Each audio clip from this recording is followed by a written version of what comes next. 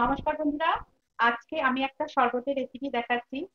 এখানে আমি কয়েকটা কাঠবাদাম নিয়েছি, খোসাটাকে ছাড়িয়ে নিচ্ছি, আর কাজু বাদামও নিচ্ছি। কাজু বাদামটা দু দু টুকরো করে নিচ্ছি, দেখে নিচ্ছি পোকা আছে কিনা। আর কয়েকটা নিচ্ছি গোটা এরকম এলাচ, এটা পেস্ট খাওয়ার জন্য নিয়েছি। কিছুটা পেস্তা বাদাম কুচি। আর এখানে একটা গোটা আমে অর্ধেকটা আমি একটু আম দিয়েছি।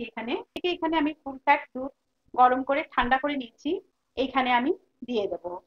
কয়েকটা কেশরের ধাগা 1 চিমটি মতন দিয়েছি, বাদাম আর এলাচের টুকরো দিচ্ছি, 2 চামচের মতন চিনি। শরবতটা আমার রেডি হয়ে গেছে, আমি গ্লাসে ঢেলে নিচ্ছি। সেদিনে এরকম শরবত কে না খেতে চাই বলুন।